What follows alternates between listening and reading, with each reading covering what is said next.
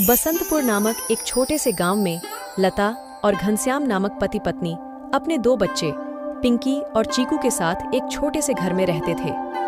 घनश्याम सेठ धनीराम के यहाँ खेतों में मजदूरी का काम करता था और लता गांव के एक बंगले में खाना और साफ सफाई का काम करती थीं।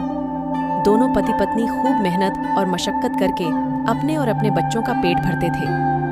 यूं तो हमेशा ही गर्मी के समय 40 डिग्री तक तापमान चला जाता था, लेकिन इस साल तापमान बहुत ज्यादा बढ़ गया था, जिस वजह से बसंतपुर गांव के लोग बहुत ज्यादा परेशान थे। दिन हो या रात हो, लोग गर्मी से बेहाल थे। इस साल तो बहुत ज्यादा गर्मी पड़ी है। इतनी कड़ी धूप में काम करना बहुत मुश्किल हो गया है। घर से निकलते ही पसीना बारिश की तरह टपकने लगता है। इतनी भारी गर्मी में तो काम पर भी जाने का मन नहीं करता। न जाने इस साल की गर्मी कैसे कटेगी। चलो अच्छा, मैं काम पर जाता हूँ, वरना सेठ गुस्सा करेंगे। घनश्याम मजदूरी पर चला जाता है। पिंकी और चिंकी एक सरकारी स्कूल में पढ़ते थे। लता पिंकी और चिंकी को स्कूल छोड़कर काम पर चली जाती है। उस बंगले में मालकिन हेमलता और मालिक रामचंद्र अपने 2 बच्चे टीना और शिवम के साथ रहते थे। अरे लता, आ गई तू। अब चल जल्दी से सारे काम निपटा लो। पता है ना, शिवम की बर्थडे पार्टी है, तो सारे काम 4 बजे से पहले ही हो जाने चाहिए। और हाँ, इसके बाद तुम घर सजाने में भी मेरी मदद करोगी, ठीक है? ठीक है मालकिन, मैं पहले जाकर घर के सारे काम निपटा लेती हूँ। इसके बाद घर को सजाने में मैं आपकी मदद करूँगी।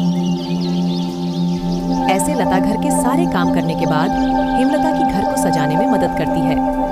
हेमलता और लता मिलकर पूरे घर को अच्छी तरह से सजा देते हैं। अच्छा मालकिन, मैंने घर के सारे काम निपटा दिए हैं और पार्टी की सारी तैयारी हो गई है, तो अब मैं घर जाती हूँ। हाँ ठीक है, लेकिन पता है ना तुम्हें, आज शिवम की बर्थडे पार्टी है, तो तुम शाम को 7 बजे अपने बच्चों के साथ पार्टी में आ जाना। और हाँ, मुझे तुम्हारी थोड़ी मदद की भी जरूरत होगी। ठीक है मालकिन, मैं शाम के समय बच्चों के साथ यहाँ आ जाऊँगी। ऐसा कहकर लता घर चली जाती है और दोनों बच्चों को तैयार करके शाम को 7 बजे पार्टी में आ जाती है। पार्टी बहुत ही शानदार होती है।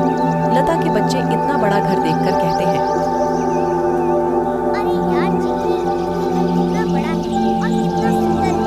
बाहर कितनी गर्मी है, फिर भी इनके घर के अंदर कितना ठंड लग रहा है। पिंकी और चिंकी की बातें शिवम सुन लेता है और वह उनसे कहता है, अरे ये घर ठंडा इसलिए लग रहा है, हमारे घर में तो हर कमरे में एसी लगा हुआ है। मतलब कि एसी लगाने से घर बहुत ठंडा हो जाता है। हम भी अपने पिताजी को अपने घर में एसी लगाने के लिए बोल रहे हैं ना, हमारे घर में भी बहुत ठंडा लगेगा।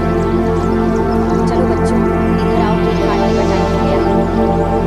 जब केक काटने लगता है तो पिंकी और चिंकी एसी की ठंडी ठंडी हवा खाते खाते शिवम के कमरे की तरफ चले जाते हैं और शिवम के कमरे के बाहर खड़े होकर एसी की ठंडी ठंडी हवा का मजा लेने लगते हैं। एसी की ठंडी ठंडी हवा खाते खाते वह दोनों कमरे के अंदर चले जाते हैं। यह कमरा तो सबसे ठंडा है, इसमें कितनी ठंडक है। और देखो, यह बिस्तर कितना सुंदर है, बिल्कुल मखमल जैसा।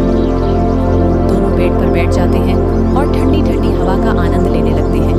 देखते ही देखते 15 मिनट बीत जाते हैं और आराम करते करते कब दोनों की आंख लग जाती है, उन्हें पता ही नहीं चलता। इतने ही देर में अचानक से शिवम की बहन टीना कमरे में आ जाती है। वह पिंकी और चिंकी दोनों को शिवम के बेड पर लेटा देखकर जोर से भड़कती है। ये दोनों मेरे कमरे में क्या कर रहे हैं? हाँ इधर आओ, देखो ये दोनों मेरे बेड पर क्या कर रहे हैं। टीना की आवाज सुनकर हेमलता कमरे में आती है। तुम दोनों अभी के अभी मेरे बेड से पिंकी और चिंकी हेमलता की आवाज सुनकर जग जाते हैं। लता भी हेमलता की आवाज सुनकर भागी भागी चली आती है। क्या हुआ मालकिन, आपकी बहुत जोर से नीचे आवाज आ रही थी। क्या हुआ? ये पूछ क्या नहीं हुआ, ये देख नहीं रही। मेरे बच्चों ने अपने गंदे मैले बदबूदार कपड़ों से मेरा पूरा बेड गंदा कर दिया। तेरे बच्चों ने एसी देखा नहीं कि सोने चले मेरे बेड पे। हद होती है यार। मैं तो तेरे बच्चों को इसलिए बुलाया था कि इनका भी थोड़ा मन लग जाएगा। इन्होंने कभी ऐसी पार्टी लाइफ में देखी नहीं होगी, ये भी देख लेंगे। पर ये तो अपनी औकात ही भूल गए। ये हमारा घर है, कोई धर्मशाला नहीं कि कोई भी भिखारी हमारे कमरे में आ जाएगा और आकर के सो जाएगा। तू अभी के अभी अपने बच्चों को लेकर निकल यहाँ से। और हाँ, कल से काम पर भी आने की जरूरत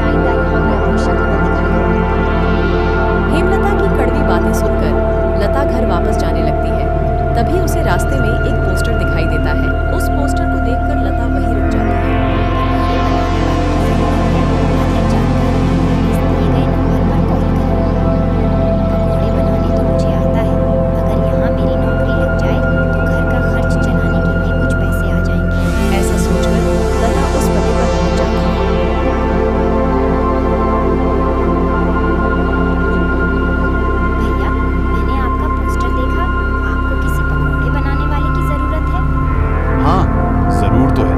तुम पकोड़ा बना लोगी। क्या तुम्हें पकोड़े बनाने आते हैं? हाँ, सब मुझे कई तरह के पकौड़े बनाने आते हैं, जैसे मिर्च का पकोड़ा, पालक का पकोड़ा, पनीर का पकोड़ा और भी कई प्रकार के पकौड़े।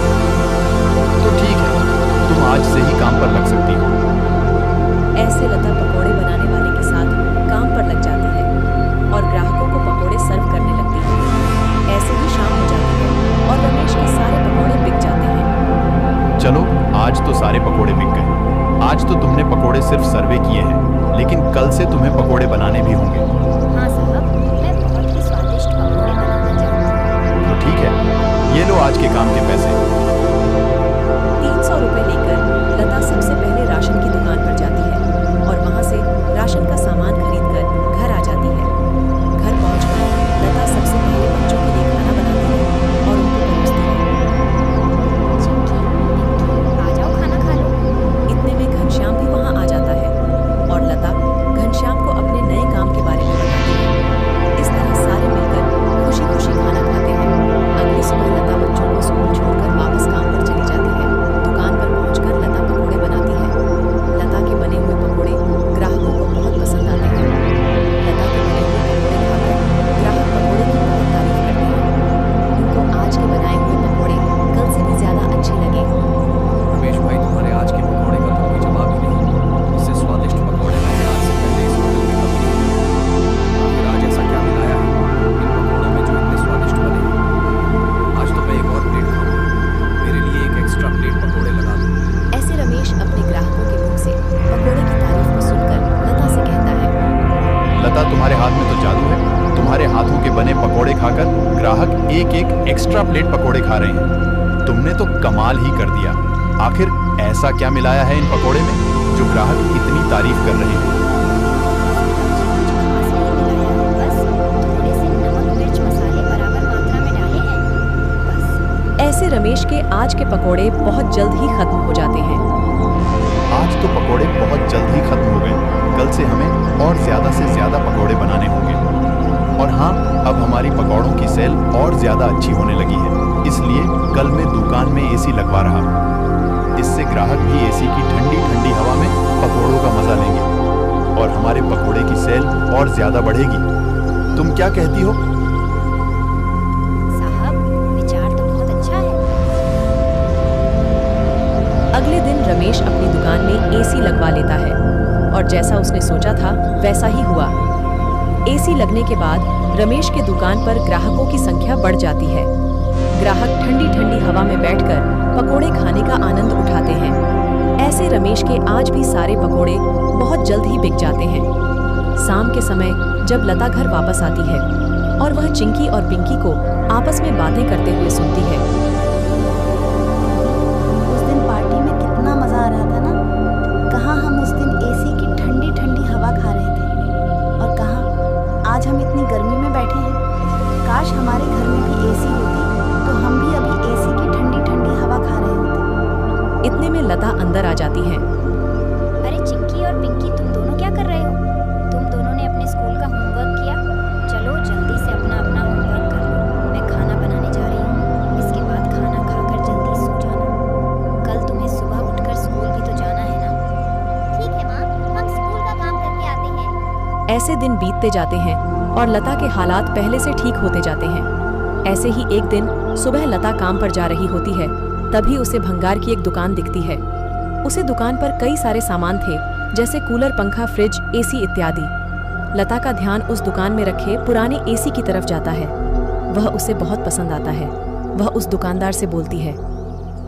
भैया, ये एसी का क्या दाम है? मात्र 10,000 रुपए की है। 10,000?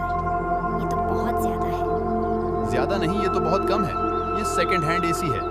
अगर नई एसी खरीदने जाओगी तो 30,000 से कम की नहीं आएगी। अच्छा ठीक है, पर ये सही से तो चलती है ना? हाँ, बिल्कुल सही से चलती है। अगर 6 महीने से पहले ये एसी बंद हो जाती है तो इसकी सारी रिपेयरिंग की सर्विस बिल्कुल फ्री होगी। ठीक है, लेकिन इसका सही सही दाम लगाओ। मैं इसके 8,000 दूंगी। अगर तुम्हें देनी है तो मुझे ये ऐसी 8,000 में दे दो। ठीक है, बताओ कहाँ लगानी है। लता उस आदमी को अपने घर लेकर आती है। वह आदमी लता के घर पहुंचकर एसी को लगा देता है। एसी चालू करते ही ठंडी ठंडी हवा घर में फैलने लगती है। बच्चे भी इस ठंडी ठंडी हवा का मजा उठाते हैं। वह दीदी, क्या मजा आ रहा है। ऐसी की ठंडी ठंडी हवा, ऐसा लग रहा है जैसे बर्फ की चादर ओढ़ ली है हमने। इतनी कड़ी गर्मी में ये ठंडी ठंडी हवा बर्फ की चादर जैसी लग रही है। घर में एसी के लगते ही बच्चे बहुत खुश हो जाते हैं। घनश्याम भी घर पर आ जाता है। ओह, आखिर तुमने बच्चों की इच्छा पूरी कर ही दी। कैसे ना करती भला, बच्चे तो आखिर मेरी जान है। इनसे बढ़कर मेरे लिए कुछ भी नहीं। एसी लग जाने की वजह से बच्चे बहुत खुश होते हैं और लता की कमाई भी अच्छी होने लगती है। लता के बने हुए पकौड़ों की वजह से रमेश के दुकान पर ग्राहकों की भीड़ लगी रहती थी। इससे रमेश खुश होकर लता की तनख्वाह बढ़ा देता है। थोड़े दिन बाद घनश्याम भी सेठ धनीराम के यहाँ मजदूरी छोड़कर लता के साथ पकोड़े बनाने लगता है। दोनों को रमेश काफी अच्छी सैलरी देता था, जिससे उनका घर खर्च काफी आसानी से चल जाता था। बच्चे पूरी गर्मी ऐसी की ठंडी ठंडी हवा में गुजरते हैं और इस तरह वह लोग अपना जीवन खुशी खुशी जीने लगते हैं।